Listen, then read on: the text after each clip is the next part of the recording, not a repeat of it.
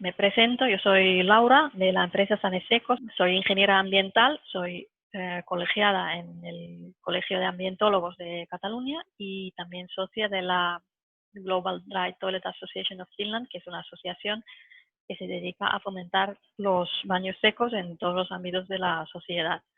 Y ya hablando más en concreto de los huertos urbanos, bueno, es eso. A mí me parecen espacios maravillosos que permiten una convivencia entre diferentes colectivos de personas, de niños, personas mayores. Puede ser un sitio donde se pueda hacer una experimentación agroecológica, espacios que sirven también para la educación ambiental, inserción laboral, rehabilitación. Yo creo que muchos usuarios de huertos comparten estas visiones de unas ciudades más verdes, más circulares, más inclusivas también, y actualmente nos encontramos con algunos problemas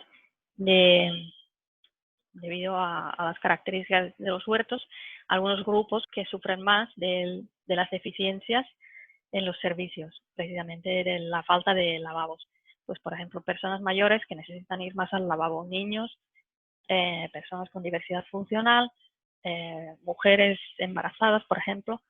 Pues estas personas pueden ver que no pueden acceder al huerto con toda la tranquilidad, por eso, porque saben que allí no hay un lavabo para cuando lo necesitan. Y después ya entrando un poco en el tema del diseño y elección del sistema de baño seco y el modelo de gestión. Como he dicho, hay muchos tipos de huertos, muchos modelos de gestión de los huertos y perfiles de usuarios también. Y evidentemente presupuesto, que también hay muchas diferencias entre los huertos. Todo esto se tiene que tener en cuenta. Y los conceptos así básicos, yo siempre, bueno, hablo de baños secos y esto normalmente es un nombre que se utiliza en España para referirse a los sanitarios sin agua. Luego podemos un poco detallar si son de compostaje, que al final se basan en que al final el material se composta, o también en otros países se llevan los baños secos de deshidratación, que quiere decir que no intentamos compostar nada, sino que intentamos, bueno, primero que separamos la orina siempre y luego la parte de sólidos la intentamos deshidratar lo máximo posible. Lo que se lleva más en España serían los baños de compostaje. Y otro concepto que luego mencionaré durante la presentación, y por eso os lo explico ahora al principio, que sería el material estructurante. Igual que en el compostaje estamos utilizando un estructurante, pues aquí también en muchos baños secos se necesita este material que cumple diferentes funciones. Y los materiales que se suelen usar, el más fácilmente disponible, más común quizás sería el serrín o virutas de madera, pero también es bueno utilizar otros materiales que son más biodegradables o más fácilmente compostables, que sería la paja picada o hojas secas trituradas, restos de poda, pozos de café, papel, cartón triturado. Hay 1000 opciones, turba, fibra de coco también, y esto un poco se trata también de ver si hay algún material localmente disponible, si se puede utilizar, pues mejor. El Green Toilet, esto es un sistema finlandés, es un sistema muy flexible y totalmente higiénico. Son unos depósitos que entran debajo del asiento del baño y ahí se recoge el material. Lleva un falso fondo que sirve para regular la humedad de la masa a compostar, y tiene una salida de ventilación también directamente desde el depósito, y esto garantiza que siempre haya una circulación de aire en un sentido correcto, que va desde la cabina del váter hacia el depósito y fuera por la chimenea. Nunca pueden entrar los malos olores dentro de lo que sería la cabina del baño. Existen dos versiones del depósito, uno de 120 litros, que sería el modelo familiar, y otro de 330 litros, que sería el modelo comunitario. Y este sistema se puede montar en cualquier tipo de cabina prácticamente. Hay cabinas estándar madera existentes, Luego se puede hacer a medida para, para elegir la estética que se le quiera dar en cada huerto, o incluso se pueden reutilizar edificios o cabinas o casetas existentes, y se puede hacer una cabina accesible para personas con movilidad reducida sin ningún tipo de problemas. Ventajas de este sistema: es muy fácil de usar por todos los colectivos de personas, no genera olores y es muy fácil de mantener limpio y de vaciar. No requiere una excavación o cimentación. Inconvenientes o algunas cosas que se tiene que tener en cuenta cuando se instala este sistema. Por ejemplo, se requiere estructurante o tenemos que tener o paja picada o serrín o alguna cosa siempre disponible en el lavabo, que cada usuario, después de utilizarlo, echa un poco de serrín, por ejemplo, en el depósito.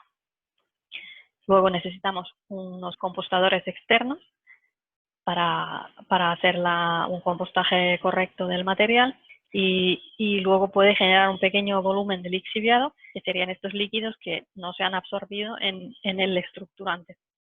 Y esto se recoge en un bidón estanco, nunca lo infiltramos en el suelo directamente ni causamos ningún tipo de contaminación, sino que lo recogemos en un bidón y luego lo podemos echar a un desagüe normal. Y, como he dicho, se puede perfectamente realizar también una instalación accesible. Y aquí veis algunas opciones de gestión de este tipo de lavabo. Lo ideal es tener 2 depósitos para poderlos ir alternando, sobre todo en un huerto, para que en ningún momento os quedéis sin servicio. Cuando se ha llenado un depósito, lo sacamos, lo dejamos a un lado. Y mientras tanto vamos llenando el otro. Y, por ejemplo, si han pasado 3 meses o 6 meses o un año, cuando tenemos que vaciar el primero, ya se ha hecho como un precompostaje del material y en ningún momento estamos manipulando los excrementos frescos.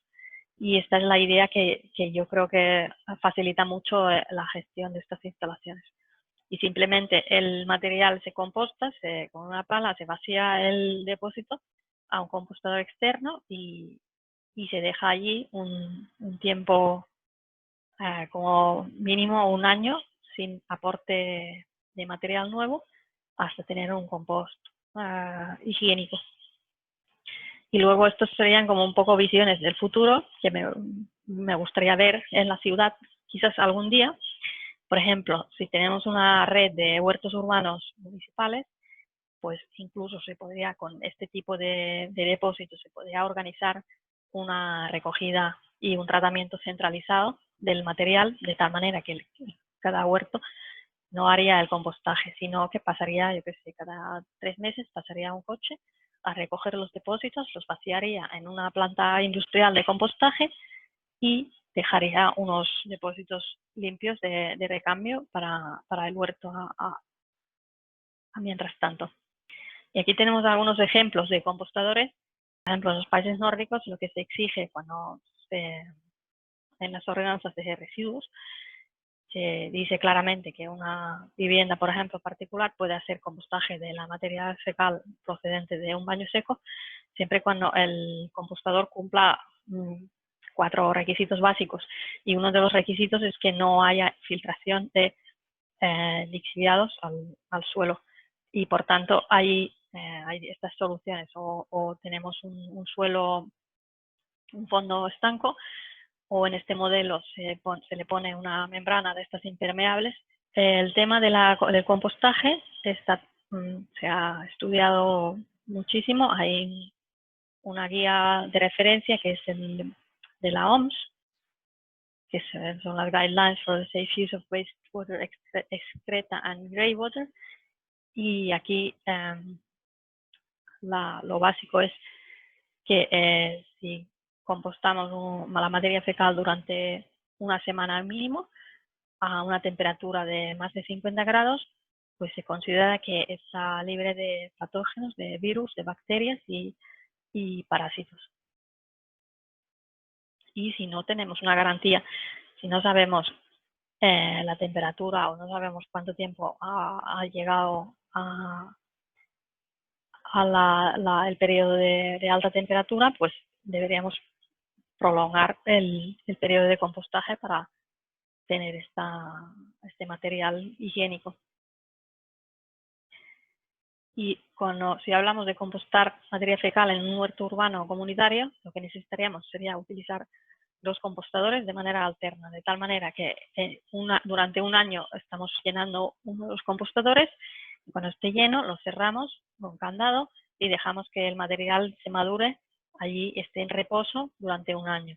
Y así sabemos que ha pasado un año sin ningún aporte de material nuevo.